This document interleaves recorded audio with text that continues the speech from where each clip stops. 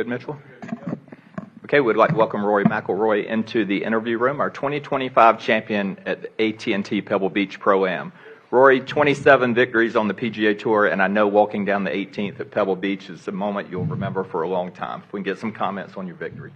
Yeah, as much as I've hit, a couple of good tee shots down the 18th this week, I was excited to have a little bit of a cushion there, so I didn't have to hit driver again. So, I think, coming to the last hole at Pebble with a 3-shot lead and being able to enjoy it somewhat was really cool. It's been a great week for a lot of different reasons. Hole in one, playing Cyprus for the first time, obviously getting a win. It's been a really cool week, and obviously couldn't wish for a better start for my PGA Tour season. So I've been on a nice run of form since last fall. I've played some really good golf, and continued that into this year, and just obviously, as I said, just a great way to start the year. Yeah, third time Rory has won in his season debut on the tour since 2021. We'll open it up to questions. Let's go with Ron, and then we'll go to Sean. 2 questions. I guess congratulations, first of all. But the significance of winning at Pebble, you certainly hear it with the major champs here. It's Nicklaus and Watson and Tiger, the pedigree of that. What does that mean to you? Why is that important to you? Yeah, look, there's some venues in our game that just mean a little bit more than others, and that's probably to do with the history and the people that have won on those courses and what those people have meant to the game of golf. I've had a few close calls at St Andrews, which is another one of those important venues in our game. Augusta National being another one too. So to be able to get a win on one of those iconic venues is awesome.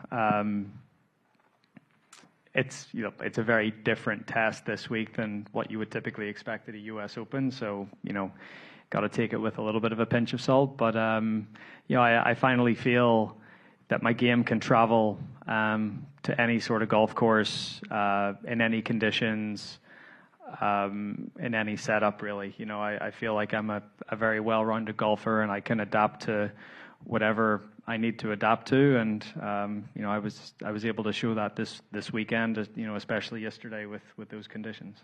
If I could sneak in a related question, I think you're the first golfer in 20 years to reach 27 tour wins since Phil. What does that mean to you? Sort of how, as you get into your mid-30s, late 30s, how much do you think about history and sort of the significance of your career in the context of all-time greats?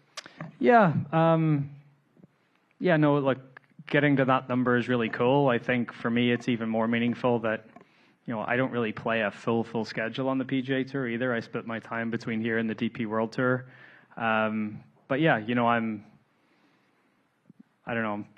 I think up over 40 or close to 40 worldwide wins, which is a pretty cool number. So, absolutely, 27 is a cool number on the PGA Tour, and hopefully I keep adding to that and break the 30 barrier at some point this year and keep going from there. All right, let's go Sean, Doug, and then Gabby. Sorry, I can't see you with that big trophy in the way. We talked a lot about the bogey-free rounds and the desire to shoot more of those. How do you actually go about it, whether changes to your swing, course management? How do you shoot more bogey-free rounds? I think there's 2 parts to it. I think it's strategy. So it's hitting. Sorry, I'm going to move this. This is careful. I hate when my trophies get in the way. It's strategy and picking more conservative targets at times, and maybe picking more conservative clubs off tees. But then I think the big thing is obviously short game as well. I've alluded to it this week a little bit. My short game last year was a little up and down. It was a little, I'd have a good week, then I'd have a bad week. there wasn't a ton of consistency in it. So, those are, the up and down on 1, for example, today. It's a big up and down just to get things going. The up and down on 4, same sort of thing. So, yeah, it's 2 parts. It's the strategy, and I think every time that I'm a big admirer of Scotty's for a lot of different reasons, but every time I play with him, and I watch how he plays and how disciplined he is, it's a really cool thing to watch. And I've alluded to it this week, but honestly, just trying to take a little bit of a leaf out of his book. I was going to ask too, how much have you reflected on Scotty, and how does that compare to how much you look at other players' game, and what impact has kind of that reflection on Scotty had on how you go about the game now? Yeah, I think when one of your peers has the year like he had last year, and honestly the year like he had in 23 as well, you start to take notice at what is he doing, and what has made him or helped him separate himself from the rest of the field. And to me, those are the 2 big things that he does better than anyone else. And it takes a certain mindset to do that too. He's not, there's impulses that I have on the golf course that it looks like Scotty doesn't have. And I have to rein those in, and I have to try to be a little more disciplined about it. And that's what I'm trying to do. All right, let's go Doug, and then Gabby, and then we'll go to Alan. Really curious about this, being an iconic place. There's been lots of moments over the years of the wait on 18. And you had to wait maybe one good time playing behind Tom Kim. But what is that moment like when you've got time on your hands and the trophy in hand, and the scenery and everything? Yeah, it's a double-edged sword, because you can, I hit 5-iron off the tee, and I start to think to myself, could I hit a 5-iron in the water? Could I? Should I hit 6? Should I hit 7? But it was nice to have the time to stand there and just honestly look at one of the most beautiful holes in golf and enjoy it. Enjoy that stroll up 18, and not feel like there was too much pressure. Honestly, like halfway up 18, I was just rooting for Shane to make 4, so he would finish second on his own. So, but yeah, it was cool to be able to have that, and to share that with Harry as well. And there's a lot of people that's I'm the one that's gets to come up here and do this, but there's a lot of people behind me, and it's nice to be able to share it with them too. And secondly, everyone's going to talk about the drive on 14, which is nice to see you finally convert. But was there Thanks, another shot during the round that kind of told you that I'm in pretty good control here? Something you're a few of the iron with? shots. The 6-iron out of the fairway bunker at 10. The 7-iron out of the 7-iron off the tee on 12. Those were 2 shots and even the little wedge I hit into 7. That was a tricky shot. That was a big one for me to make 2 there. But the wedge, the 6-iron, and the 7-iron were big. All right, let's go Gabby, and then Alan. Rory, we heard Xander, even after his wins last summer, talk about climbing this mountain towards the peak of Scotty Scheffler's reign right now. You've obviously taken a leaf out of his book from a strategy perspective, but how motivating is it to want to unseat Scotty as world number 1 right now for you? Yeah, it's not about that. If it so happens that I get close to that, then that would be cool. But this is really about just trying to get the best out of myself, and that's really it. I know if I can play to my capabilities and do what I did out there today a little bit more, then the world rankings or the wins or whatever will really take care of themselves. I mean, yeah, Scotty is and has been the best player in our game for the last couple of years, and I feel like I've been close but just not quite there. But that's motivating. That's motivating to try to get the best out of myself and try to become the best player in the world again. What does getting the most out of yourself mean to you? Just doing the right things, doing the right things every day, being consistent, being disciplined, getting enough sleep, eating the right diet, doing the right amount of practice, recovering, making time for other interests in my life that can get me away from golf a little bit too. So, I think just all of that combined, but purely from a golf perspective, just doing the little things right each and every day, then, that adds up to some cool stuff. All right, let's go to Alan and then Ted. Rory, you said a couple minutes ago that you're finally a complete golfer. I'm wondering, when did you arrive at that, and what were the missing pieces? Maybe I should have rephrased that. Maybe not finally a complete. I don't know if any of us should describe ourselves as complete, because that means there's nowhere left to go. There's no improvement left, and that's certainly not the case. But I just think more that my game can travel. I can win on different venues, different tests. Firm courses, soft courses, windy, calm, rain, long golf courses, short golf courses. I just anything that I feel is thrown my way in the game, I feel like I'm prepared to handle it. That's what I meant. But is that something that you've discovered in the last few years? I think so. I think it is. I think it comes with age. It comes with experience. Comes with a little bit of maturity. I feel like over the past few years I've been able to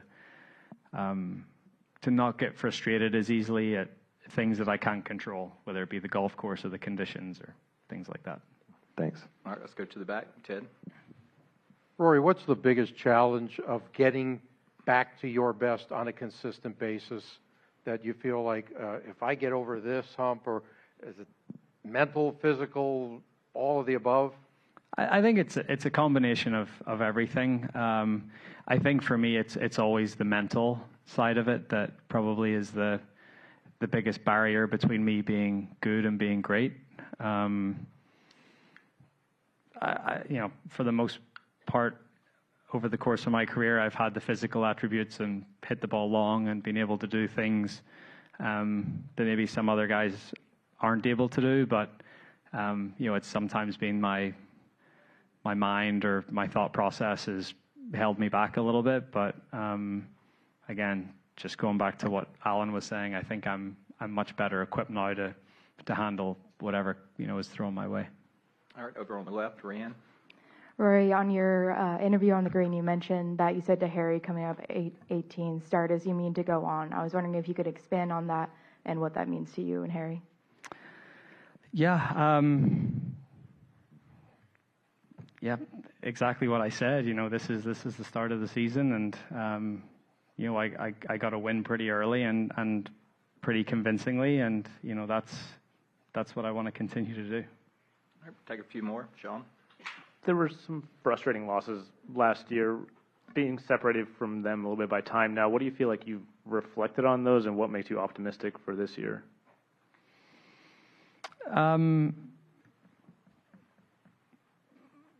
Look, the one that I'll come back to is the U.S. Open, because it's the one that hurt the most. Again, thinking of strategy and maybe those impulses that I talked about, and hitting the right shot at the right time, or being in a different place mentally, calming yourself down, using breathing exercises, whatever it is. I think the one thing that I did today really well is I didn't get too flustered. And it may, it certainly feels a little more boring to me. It might look a little bit more boring on the golf course, but it's definitely more effective.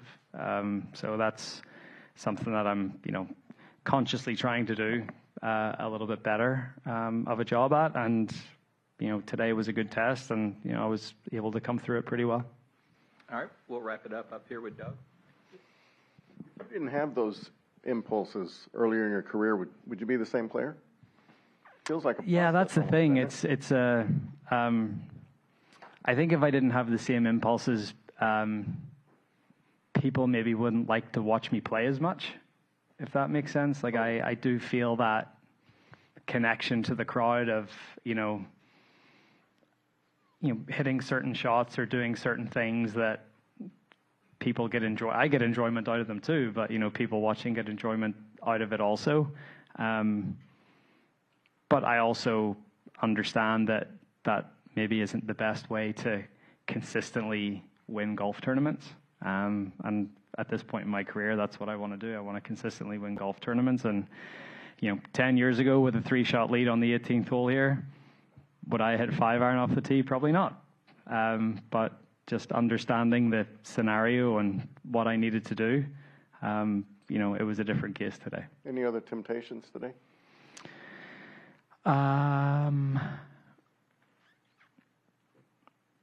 Yeah, there was a couple. Driver on 4 maybe to get it up there. Driver on 11. I laid back both times. Driver on 15 as well to get it up there, but with the front pin, I thought I would maybe get it too close. But yeah, I definitely made some more conservative choices off the tee. And lastly, for me, things you want to accomplish before you're done and dusted in this game. Some of them are obvious tournaments, but do you think more in terms of specific events, or do you think numbers at all? No, I've always felt like I'll play for as long as I want to play and as hard as I want to play, and whatever the numbers add up to, they'll add up to. But to me, there's specific things in specific tournaments that I'd love to have on my CV when it's all said and done. All right, Rory, congratulations. Thank you. Thanks, everyone. Yep.